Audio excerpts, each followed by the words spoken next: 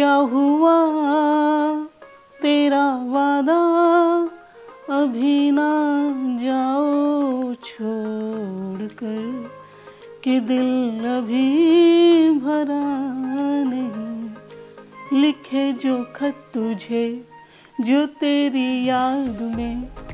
इन गीतों में मखमली आवाज का वो जादू समाया है जिसे बार बार सालों साल सुनने के बाद भी दिल कभी नहीं भरता। ये एवरग्रीन गाने हैं लेजेंडरी सिंगर मोहम्मद रफ़ी के। मोहम्मद रफ़ी आज लेजेंडरी ना होते अगर साल 1933 में लाहौर की नाई की दुकान में पंडित जीवन लाल की नजर 9 साल के नाई फिक्को पर यानी मोहम्मद रफ़ी पर ना पड़ती। नमस्कार, मैं हूं जया श्रीवास्तव और आप देख रहे हैं डेली लाइन का स्पेशल शो सिनेमास्कोप, जिसके जरिए आज हम याद कर रहे हैं देश के महान फनकार, सुरों के सुल्तान मोहम्मद रफ़ी को, जिनकी जिंदगी से जुड़े कुछ सुनी और कुछ अनसुनी बातों को आज आपके साथ शेयर करेंगे। 24 दिसंबर 1924 को अमृतसर के कोटला में जन्मे मोहम्मद रफ़ी 6 भाई बहनों में दूसरे नंबर पर थे। घर में सब उन्हें प्यार से फिक्को बुलाया करते थे। घर में नाच गाने पर पाबंदी थी, लेकिन रफ़ी साहब का मिजाज ही कुछ अलग था। गांव की गलियों में गाना गाते हुए एक फकीर को देखकर रफ़ी ऐसे प्रभावित हुए कि रोजाना उसे सुनने का इंतजार किया करते थे। उस फकीर की नकल उतारते हुए रफ़ी साहब खुद भी रियाज किया करते थे।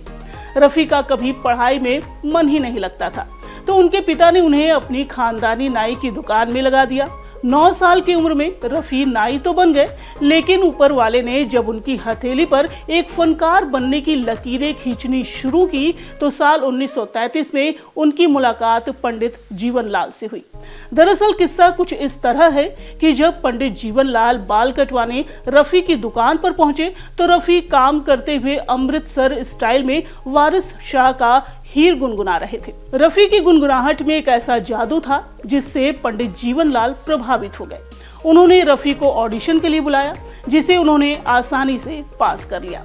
फिर जीवन लाल ने ही उन्हें पंजाबी संगीत की ट्रेनिंग दी और रफ़ी गायकी में माहिर होते चले गए। साल 1937 में रफ़ी ने महज 13 साल की उम्र में ऑल इंडिया एग्जीबिशन लाहौर में पहली पब्लिक परफॉर्मेंस दी थी। ये मौका उन्हें संयोग से मिला था। दरअसल स्टेज पर बिजली ना होने पर उस जमाने के पॉपुलर सिंगर कुंदन लाल सहगल ने स्टेज पर गाने से इनकार कर दिया। ऐसे में आयोजकों ने रफ़ी साहब को परफॉर्म करने के लिए कहा। गाना सुनने के लिए बैठे दर्शकों में केएल सहगल भी थे, जिन्होंने कहा था कि ये लड़का एक दिन बड़ा गायक बनेगा। डायरेक्टर श्याम सुंदर की मदद से रफ़ी फिल्मों में आए। उन्होंने पहला गाना पंजाबी फिल्म गल बलोच के लिए गाया था। लोग उनकी आवाज को खूब पसंद कर रहे थे। फिर एक्टर और प्रोड्यूसर नजीर ने मोहम्मद रफ़ी को 100 रुपए और एक टिकट भेजकर बॉम्बे बुलाया। यहाँ उन्होंने 1944 में आई फिल्म पहले आपका गाना हिंदुस्तान के हम हैं रिकॉर्ड किया।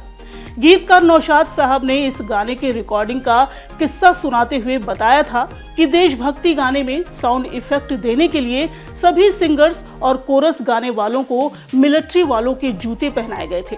जूतों की आवाज से ही साउंड क्रिएट कर रिकॉर्ड किया गया था। जब रिकॉर्डिंग पूरी हुई तो मोहम्मद रफ़ी के पैरों से खून बह रहा था, लेकिन उनके चेहरे पर चमक थी। ये चमक थी अपना पहला हिंदी गाना रिकॉर्ड करने की। अनमोल गुड़िया, शहीद, दीदार, कोहिनूर जैसी फिल्मों में बेहतरीन गाने गाते हुए रफ़ी साहब स्टार बन गए। बैजू बावरा में प्लेबैक सिंगिंग करने के बाद रफ़ी ने पीछे मुड़कर नहीं देखा। नौशाद, शंकर जयकिशन, एसडी बर्मन, ओपी नैयर, मदन मोहन जैसे म्यूजिक डायरेक्टर की पहली पसंद बन चुके रफ़ी दिलीप कुमार, राजेंद्र कुमार, धर्मेंद्र, शम्मी कपूर और राजेश खन्ना की आवाज बन गए। 60 के दशक में रफ़ी साहब की टक्कर का कोई सिंगर नहीं था। बायोग्राफी नौशाद नामा में रफ़ी साहब के जज्बे से जुड़े एक किस्से का जिक्र किया गया है। दरअसल फिल्म बैजू बावरा का गाना ओ दुनिया के रखवाले, जिसमें रफ़ी को हाई स्केल पे रिकॉर्ड करनी थी। इसके लिए रफ़ी साहब ने कई दिनों तक लगातार घंटों रियाज किया था। जब गाने की फाइनल रिकॉर्डिंग हुई तो रफ़ी साहब के गले से खून निकल रहा था। इस गाने के बाद कई महीनों तक रफ़ी साहब ने कोई गाना नहीं गाया।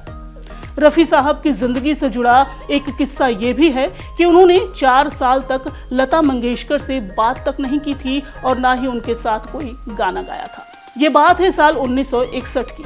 रफी और लता एक गाने की रिकॉर्डिंग कर रहे थे। इसी दौरान लता और रफी साहब की सिंगर्स की रॉयल्टी पर ऐसी बहस छिड़ी कि दोनों ने साथ काम न करने का फैसला ले लिया। दरअसल लता ने इंडस्ट्री में सभी सिंगर्स की आवाज उठाते हुए उनके लिए रॉयल्टी की मांग की थी, लेकिन रफी साहब इसके खिलाफ थे। रफी ने लता से कहा कि वो अब कभी उनके साथ गाना नहीं गाएंगे। इस पर लता ने भी कह दिया कि वो भी कभी उनके साथ गाना नहीं गाएंगी। दोनों ने करीब 4 साल तक साथ में गाना नहीं गाया, ना ही कोई मंच साझा किया। रफी साहब जितने अच्छे सिंगर थे उतने ही दरिया दिल भी थे। एक किस्सा है कि उन्होंने अमेरिकी इंपोर्टेड कार इम्पाला खरीदी थी। राइट हैंड ड्राइव वाली ये कार भारत के गिने चुने लोगों के पास ही थी। रफी साहब का ड्राइवर पुराना था जो राइट हैंड ड्राइविंग समझ ही नहीं पा रहा था। जब नया ड्राइवर ढूंढा तो पुराने वफादार ड्राइवर सुल्तान का घर कैसे चलेगा, इसकी चिंता रफी साहब को सताने लगी। रफी साहब ने ड्राइवर को एक टैक्सी खरीद कर दी। ये टैक्सी उस जमाने में 70,000 की थी। 31 जुलाई 1980 को मोहम्मद रफी ने हार्ट अटैक से दम तोड़ दिया। उनके अंतिम दर्शन के लिए करीब 10,000 लोग शामिल हुए थे। भारत सरकार ने रफी के निधन पर 2 दिनों का शोक अनाउंस किया था। रफी साहब की मौत के बाद एक फकीर उनके घर तक पहुंचा और रफी साहब से मिलने की जिद करने लगा। जब घर वालों ने फकीर से मिलने की वजह पूछी तो उसने बताया कि उसका घर चलाने के लिए रफी साहब हर महीने कश्मीर खर्च भेजते थे, लेकिन कुछ महीनों से खर्च आना बंद हो गया है।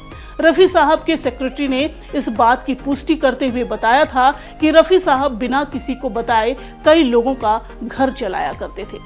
6 फिल्म फेयर और 1 नेशनल अवार्ड रफी साहब के नाम है। उन्हें भारत सरकार की तरफ से पद्मश्री सम्मान से भी सम्मानित किया गया था। रफी साहब ने आसामी, कोंकणी, पंजाबी, उड़िया, मराठी, बंगाली और भोजपुरी के साथ साथ पारसी, डच, स्पेनिश और इंग्लिश में भी गाने गाए हैं। लोगों के दिलों में आज भी मोहम्मद रफी की मखमली आवाज का जादू बरकरार है। उनके सुरों से आज भी फिजाएं गुनगुना उठती हैं। आज के सिनेमा स्कोप में बस इतना ही।